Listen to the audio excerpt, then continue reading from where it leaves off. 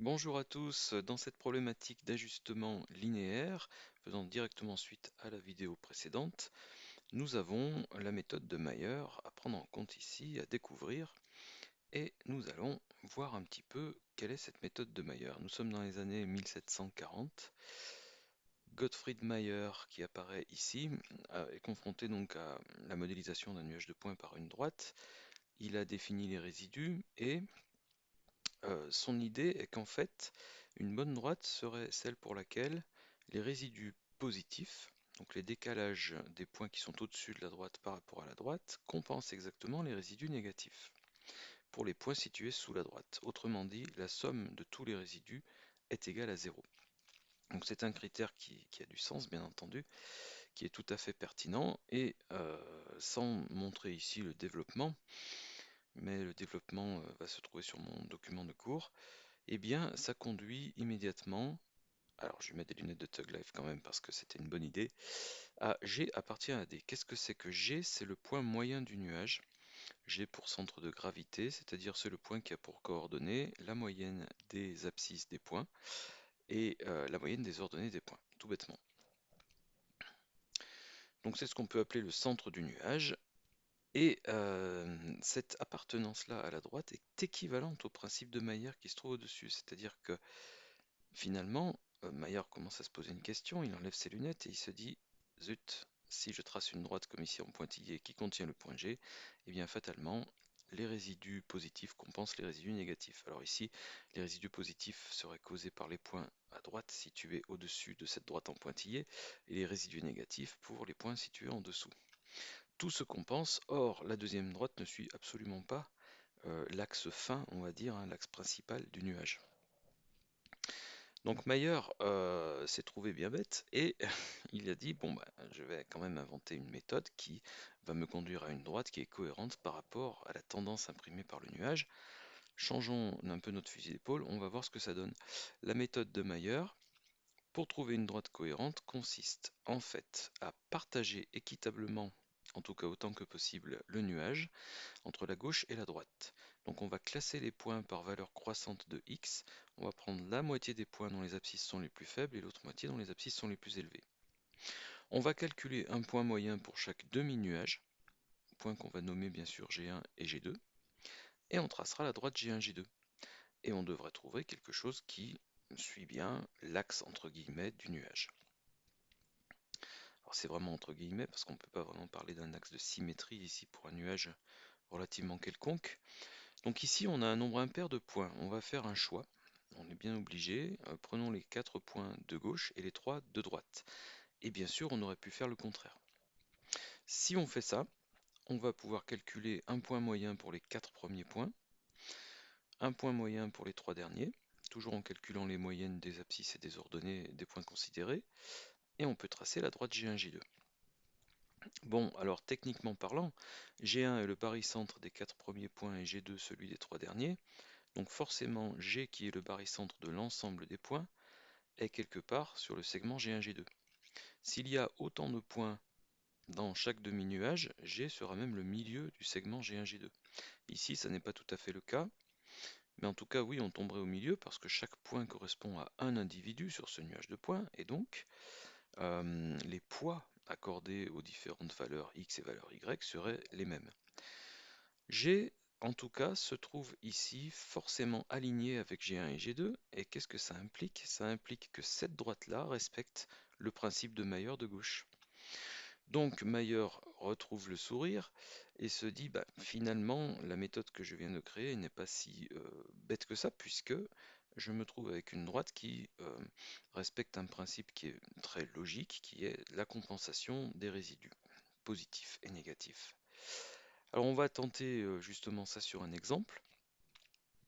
L'idée c'est bien sûr de savoir calculer les coordonnées de G1 et G2 dans un exemple donné, et ensuite bien entendu de retrouver l'équation de la droite G1, G2, puisque cette équation va nous servir à nous projeter n'importe où sur cette droite pour faire de la prévision statistique. Prenons le cas de cet exercice où on a sur 5 parcelles agricoles épandu 5 quantités différentes d'engrais, et à la suite de ça, on a mesuré la quantité récoltée. Bon, l'engrais est ici donné en kilogrammes par hectare et la récolte en quintaux par hectare. On va dire peu importe, ce qui nous intéresse, ce sont les données brutes numériques. On va faire une représentation graphique de ce qu'on a sous les yeux, avec la zone des valeurs de X intéressantes pour nous. On appellera X la quantité d'engrais, et puis pour Y la récolte, avec une zone comprise entre 30 et 60, ce qui ira bien pour notre graphique. Les points correspondant aux 5 lignes du tableau, les couples XY, donc, vont être localisés ici. Et on doit faire un découpage de ce nuage de points en deux. Alors c'est un cas d'école, hein, parce qu'on est en train de faire une étude statistique sur 5 points, ce qui n'est pas extrêmement pertinent, mais c'est simplement pour alléger les calculs et montrer la méthode. Alors ici on a un nombre impair de points, on doit faire un choix encore une fois. Je vais choisir de prendre les 3 points de gauche et les 2 points de droite, sachant que bien entendu j'aurais pu faire le contraire. Les 3 points de gauche, les 2 points de droite, objectif, calculer les points moyens de ces deux groupes. Attention, le tableau n'est pas classé par valeur de X, donc il faut sélectionner les bons points dans le tableau. Ça correspond donc aux 3 abscisses minimales, 80, 100 et 120. Je les remets ici en rouge pour qu'on les repère bien. Et donc je calcule la moyenne de ces 3 valeurs-là, et puis aussi la moyenne des 3 Y correspondant 37, 46 et 43. Les coordonnées de G1 sont donc 100 et 42. Donc voilà le point G1 qui se localise à peu près par là. Pour les aficionados de géométrie, nous sommes à l'intersection des médianes du triangle formé par les 3 premiers points, puisqu'il s'agit du centre de gravité. Pour G2, on a la moyenne des 2 derniers points, donc 150 et 220 en X, 46 et 51 en Y. Bref, on arrive rapidement aux coordonnées de G2, qui se trouvent bien entendu au milieu du segment formé par ces 2 points. Et on peut donc, in fine, tracer la droite G1, G2. Mais il nous faut trouver aussi l'équation de cette droite. Donc on se souviendra que pour trouver l'équation d'une droite connaissant 2 points, on peut commencer par calculer son coefficient directeur, qui va être égal à delta y sur delta x en prenant 2 points, donc ici G1, G2, de la droite. Donc la différence d'ordonnée divisée par la différence d'abscisse. YG2 moins YG1, résultat 6,5, divisé par XG2 moins XG1, résultat 85. Donc le coefficient directeur vaut 6,5 sur 85, qui comme chacun sait vaut environ 0,07647. Ensuite, nous devons trouver l'ordonnée à l'origine de notre droite.